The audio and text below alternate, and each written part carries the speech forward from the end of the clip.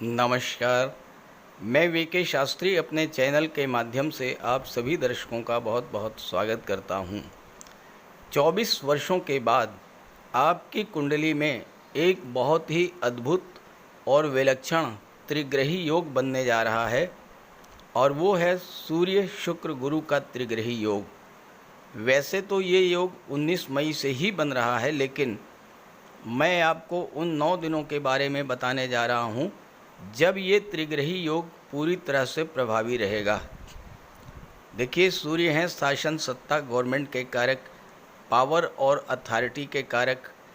गुरु हैं ज्ञान धन मान सम्मान संतान विवाह और भाग्य के कारक, जबकि शुक्र हैं जीवन में सुखों के कारक, ऐश्वर्य विलासिता और धन के कारक। जब ये तीनों ही ग्रह एक साथ गोचर करेंगे तो आपके जीवन में एक सुखद परिवर्तन आएगा। धन की, सुखों की, पद प्रतिष्ठा मान सम्मान की इच्छा आपकी पूरी होगी, अधूरे सपने पूरे होंगे और नई खुशियां आपका स्वागत करेंगी।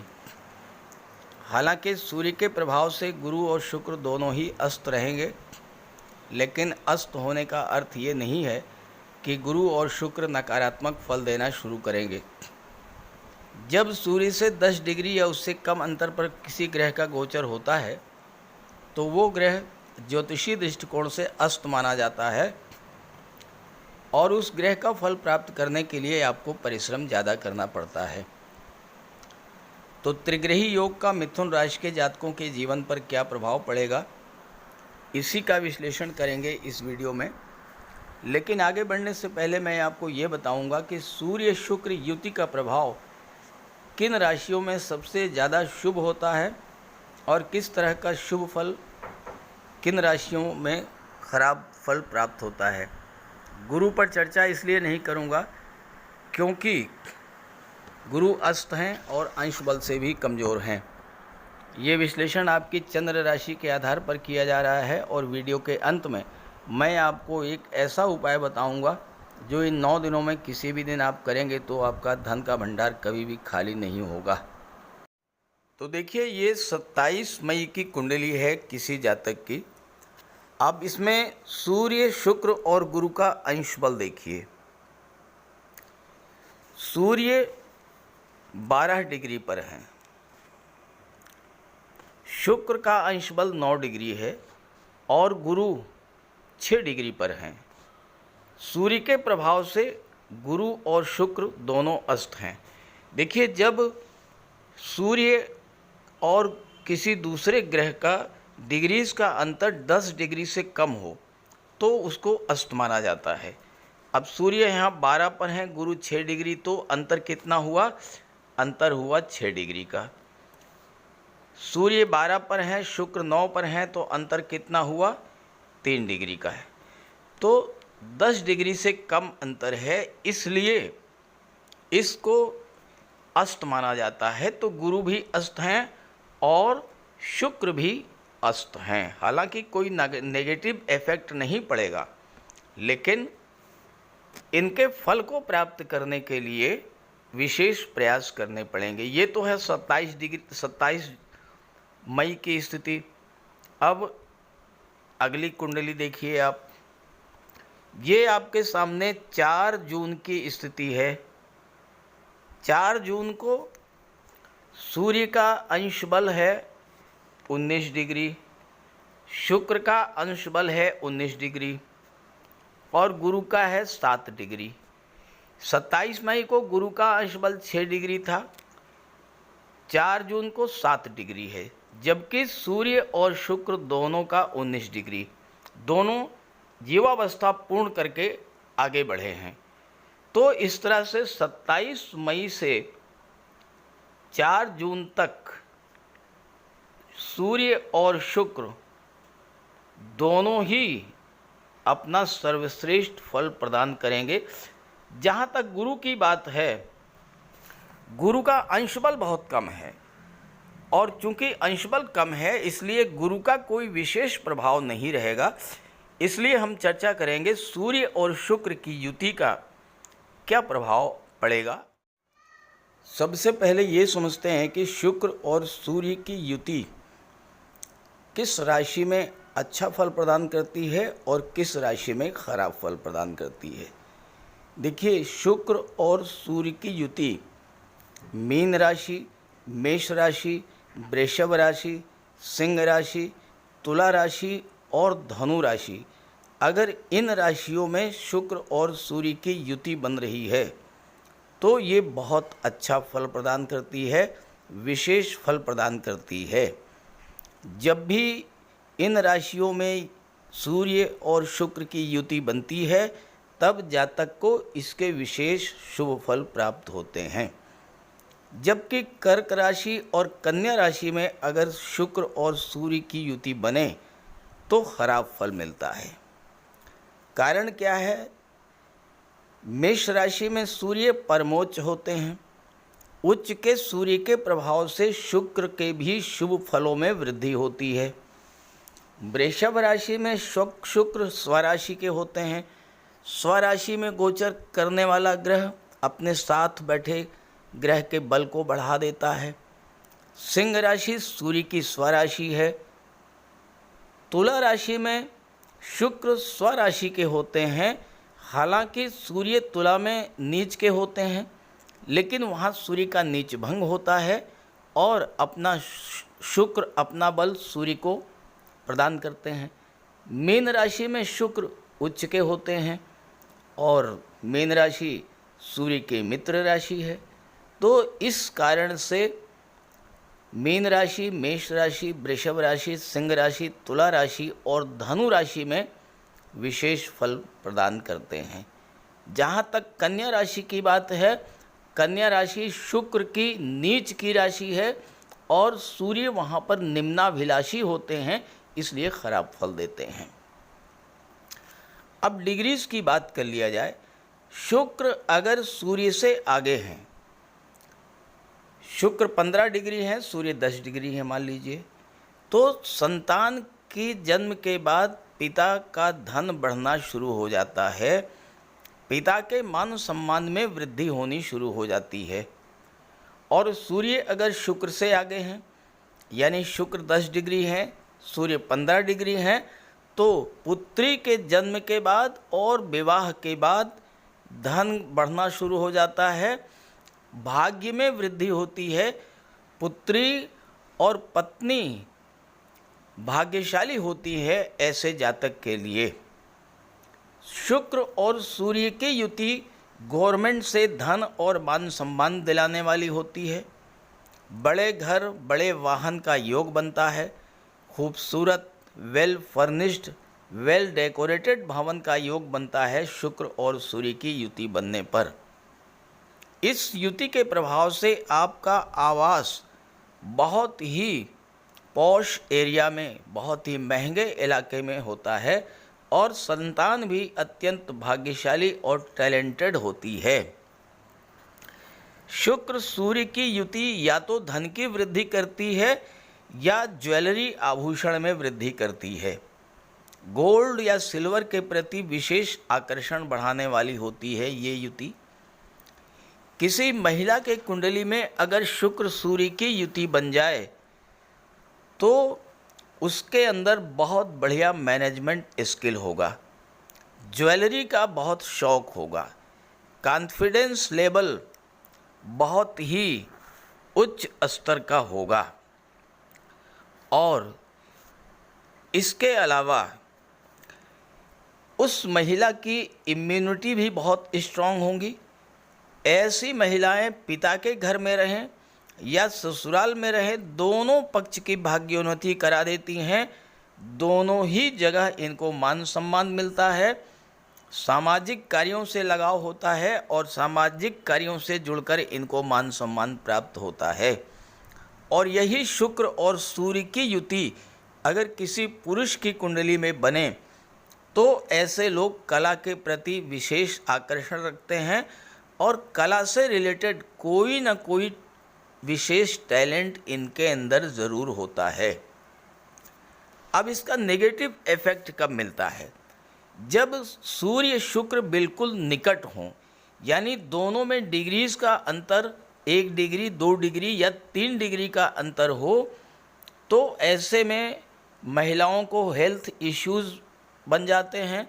विशेषकर संतान के जन्म देने के बाद स्वास्थ्य संबंधी समस्याएं बढ़ जाती हैं, नेत्र कष्ट बढ़ सकता है। और पुरुष की कुंडली में अगर सूर्य और शुक्र का अंतर 1-2 डिग्री से ही हो, बहुत कम अंतर हो, तो एक्स्ट्रा मैरिटल अफेयर्स की स्थिति बन जाती है, जिससे आपको सावधान रहना पड़ेगा। तो आइए अब इसके प्रभाव को समझते हैं अलग अलग राशियों पर। तो ये है मिथुन राशि के जातकों की कुंडली। आपकी कुंडली के 12वें भाव में सूर्य, गुरु और शुक्र का त्रिग्रही योग बन रहा है। अब यहाँ पर सूर्य, गुरु और शुक्र का गोचर 12वें भाव में है। शुक्र 12वें भाव में अति विशिष्ट कारक होते हैं। गुरु 12वें भाव में आपको धर्म, अध्यात्म की ओर मोड़ देंगे। और सूर्य जो हैं, ये आपको विदेश ले जाकर के किसी प्रशासनिक पद पर, किसी उच्च पद पर आसीन कराने की क्षमता रखते हैं। इस योग का सब कुछ सकारात्मक फल मिलेगा, केवल एक नकारात्मक फल होगा, और वो ये है कि खर्चे आपके बढ़ेंगे। लेकिन चूंकि तीनों ही ग्रह अत्यंत शुभ ग्रह हैं, इसलिए खर्चे अच्छे कार्यों पर होंगे। किन किन चीज़ों पर खर्च होगा, ये मैं आपको आगे समझाऊंगा। पहले आप ये समझिए कि वर्तमान में जो स्थिति चल रही है, उसमें क्या हो रहा है। देखिए, वर्तमान में आपकी कुंडली के 10वें भाव में अंगारक योग बना हुआ है मंगल और राहु का। और मंगल की दृष्टि आपकी कुंडली के लग्न पर है, राहु की दृष्टि धन के भाव पर है। मंगल लाभ के स्वामी हैं। इस अंगारक योग के कारण पिछले 1 माह से आपकी आर्थिक स्थिति बहुत ज़्यादा खराब हुई होगी। इनकम में कमी आई होगी, धन का संचय नहीं हो पाया होगा, खर्चे बढ़े होंगे। अंगारक योग के कारण कार्यस्थल पर तनाव की स्थितियां बनी होंगी। बिजनेस में, कैरियर में, प्रोफेशन में निरंतर अप डाउन्स की स्थिति रही होगी। बॉस सीनियर से मतभेद की स्थिति बनी होगी। गवर्नमेंट से जुड़े हुए अधिकारियों का आपको सहयोग नहीं मिला होगा। आपके लग्न भाव पर मंगल की दृष्टि बढ़ने से आपके अंदर क्रोध, उग्रता और जल्दबाजी की प्रवृत्ति बढ़ी होगी। मन आपका अशांत रहा होगा। तनाव, चिंता और डिप्रेशन की स्थिति बनी होगी और स्वास्थ्य भी आपका खराब हुआ होगा। धन के भाव पर राहु की दृष्टि पड़ने से अचानक से किसी तरह की कोई धनहानि या पैतृक संपत्ति का विवाद, ऐसी स्थिति आपके सामने बनी होगी। चौथे भाव पर अंगारक योग का प्रभाव होने से आपके पारिवारिक जीवन में अशांति बढ़ी होगी। परिवार में लड़ाई झगड़े, कलह, तनाव की स्थिति। और पंचम भाव पर मंगल की दृष्टि पड़ने से आपको लॉटरी से, शेयर और सट्टे में अचानक से कोई बड़ा नुकसान हुआ होगा।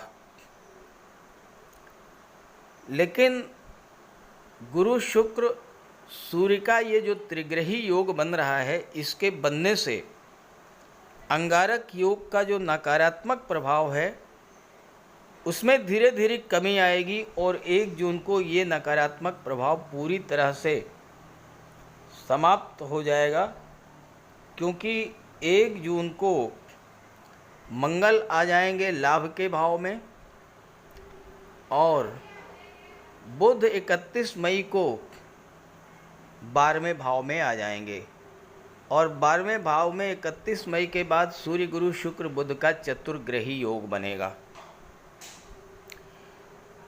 अब यहाँ पर सूर्य जो हैं, ये पराक्रम भाव के स्वामी हैं। खर्चे आपके कहाँ पर होंगे? यात्राओं पर होंगे। इस समय इन 9 दिनों में हो सकता है कि आपको कोई यात्रा करनी पड़े, हालांकि वो यात्रा आपके लिए लाभकारी होगी। आप अपने भाई बहनों पर खर्च करेंगे। गुरु सप्तम भाव के स्वामी हैं। हो सकता है कि आपके विवाह का योग बने और कोई मांगलिक आयोजन हो, उस पर धन खर्च हो। आप अपने दाम्पत्य सुखों को बढ़ाने के लिए धन खर्च करेंगे। अपने परिवार पर, अपने बच्चों पर, अपने पत्नी पर धन खर्च करेंगे। अपने व्यापार व्यवसाय को बढ़ाने के लिए धन खर्च करेंगे। और चूंकि 12वें भाव में है जो कि धर्म अध्यात्म का होता है, तो इस समय धार्मिक कार्यों पर, धार्मिक यात्राओं पर भी आपका धन खर्च होगा। यहाँ पर बुध शुक्र का लक्ष्मी नारायण योग बनेगा 31 मई के बाद। बुध चौथे भाव के स्वामी हैं, भौतिक सुख सुविधाओं का भाव। तो इस समय आप भौतिक सुख सुविधाओं पर धन खर्च करेंगे।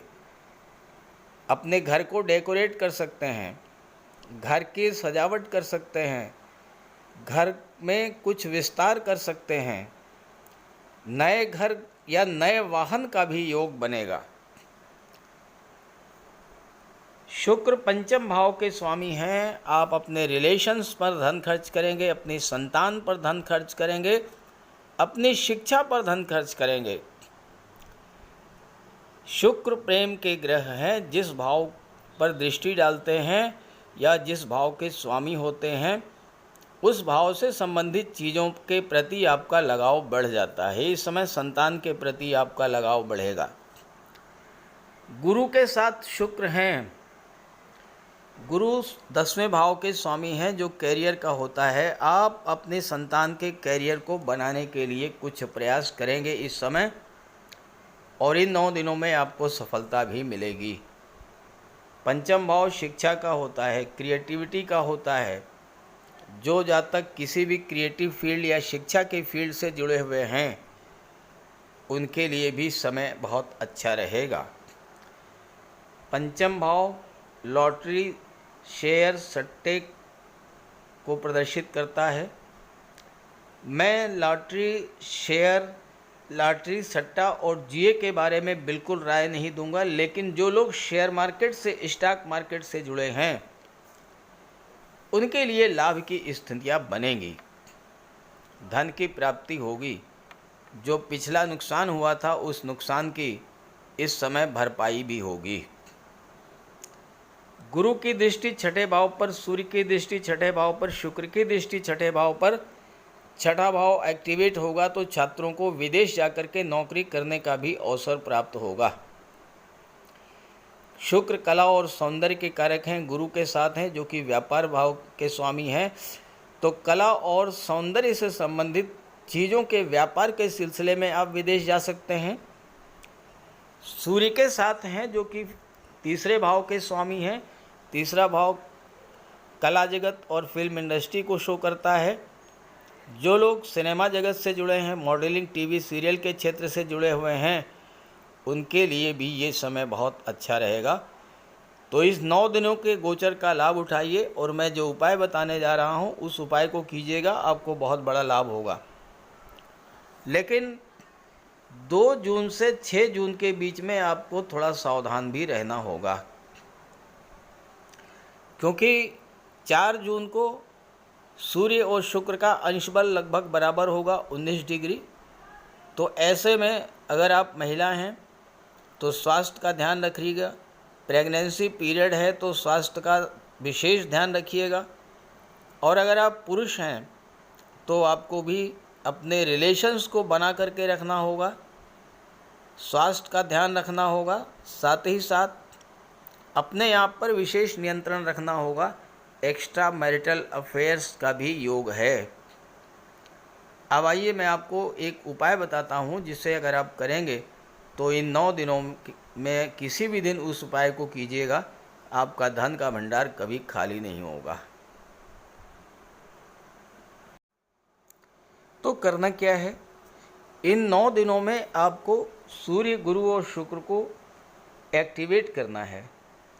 27 मई से 4 जून के बीच। देखिए, गुरु को कैसे एक्टिवेट करेंगे। गुरु हैं गुरु।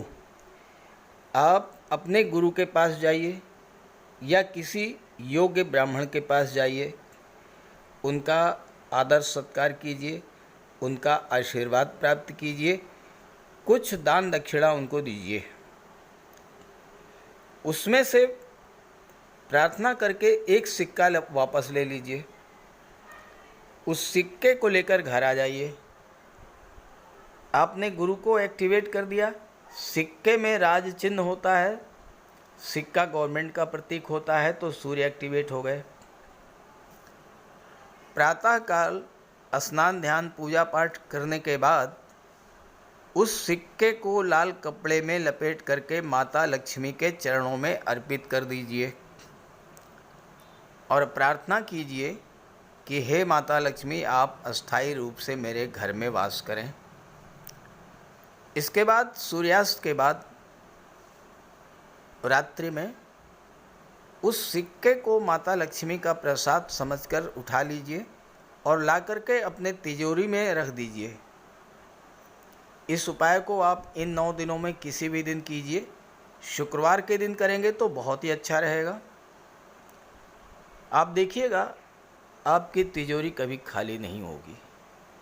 तो ये उपाय कीजिएगा और ये जानकारी, ये वीडियो अपने साथियों मित्रों को भी ज़रूर शेयर कीजिएगा। नमस्कार।